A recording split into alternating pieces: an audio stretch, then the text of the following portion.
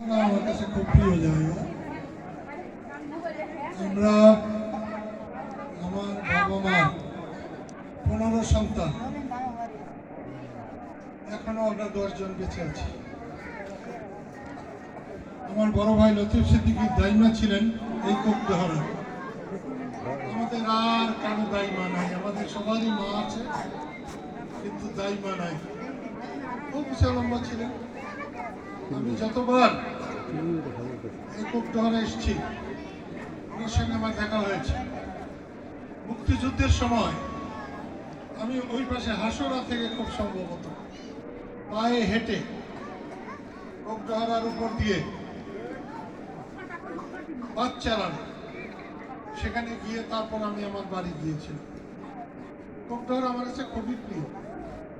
বঙ্গবন্ধু যখন নিহত হন আমি তখন এর প্রতিবাদ করতে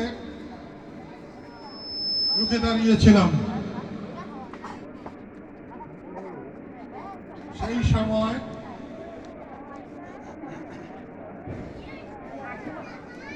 আমার মনে হয় না খুব একটা কেউ সাহস করে দাঁড়িয়েছিল। আমাদের দেশে কিছু কিছু সময় পুরুষরাও কাপুরুষ হয়ে যায়। 1971 সালে মুক্তিযুদ্ধের সময় সব বীরেরা পালিয়েছিল। ছোট ছিলাম, 25 বছর বয়স ছিল, রুখে দাঁড়িয়েছিলাম। আজকে অনেকের কিন্তু সেটা মনেও হয় না। আমি যদি হানাদারদের রুখে দাঁড়াতে না পারতাম তাহলে বাংলাদেশে আরো কত লক্ষ মানুষ জীবন হারাতো, কত মা তার সম্মান হারাতো, হিসাব করে বলা যায় না। কিন্তু আজকে অনেকেই ভুলে গেছে বঙ্গবন্ধুকে হত্যা করা হয়েছে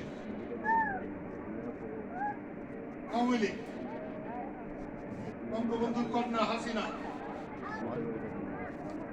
দেশকে চালাতে গিয়ে অনেককে অনেক রকম নির্যাতন করেছে। হাসিনা আর বঙ্গবন্ধু এক না। মৌলানা ভাসানী আওয়ামী লীগ করেছিলেন, বঙ্গবন্ধু আওয়ামী লীগ করেছিলেন, আমরা মুক্তিযুদ্ধের মধ্য দিয়ে আওয়ামী লীগ করেছি। এসব হাসিনা। সেই জন্য সরকারকে বলেছি ভয় দেখাবেন না। আওয়ামী লীগ বললেই কাউকে যে নির্যাতন করা, অন্তত আমি ছেড়ে দিয়ে কথা বলবো না। এই জন্য বলছি, আমি ভারতে বহুদিন ছিলাম। নবদ্বীপে গিয়েছিলাম যখন শ্রী চৈতন্য মহাপ্রভুর ধামে গিয়েছিলাম। ওনার এখানে বিতঙ্গল বলে একটা জায়গা আছে সিলেটের কাছে, সে ধামেও গেছিলাম। সেই ধামে যেখানে উনি পূজা করেন আমাকে সেখানে যেতে দেয় না। কিন্তু নবদ্বীপে যে গিয়েছিলাম যেখানে শ্রী চৈতন্য মহাপ্রভু বসে পূজা করতেন, ধ্যান করতেন, সেখানে যেতে কিন্তু কেউ বাধা দেয়। আমি সেখানে 3 দিন বসে থেকে ভাবছি, স্রষ্টাকে ভাবছি, ঈশ্বরকে ভাবছি, আল্লাহকে ভাবছি। আমি সেখানে আর কথা বাড়াচ্ছি না। আমি মুসলমান ঘরের জন্মেছি কিন্তু আমার গুরু হলো হিন্দু। আমাকে লেখাপড়া শিখিয়েছে, মানুষ বানিয়েছে দুঃখীরাম রাজবংশী।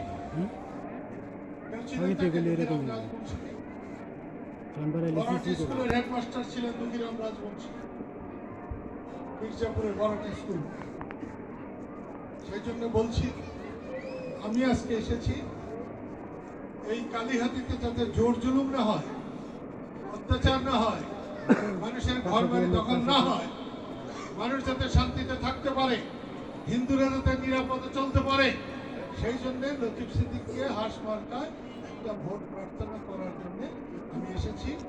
ভগবান আপনাদের সবাইকে মঙ্গল করুন।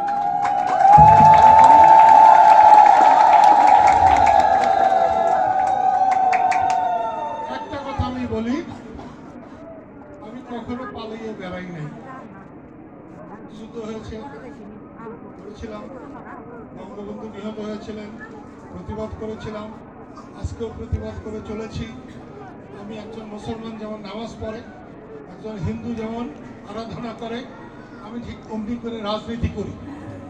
কোনো মানুষের যদি এই নির্বাচন নিয়ে কোনো রকম সামান্য অসুবিধা হয় আমাকে বলবেন। আমি যদি তা দূর করতে না পারি আমি আমার মায়ের বেটা না। আল্লাহ সবাইকে, আল্লাহ সবার ভালো রাখুন, ভগবান সবাইকে শান্তিতে রাখুন, তার ছায়া তুলে রাখুন। ধন্যবাদ, নমস্কার।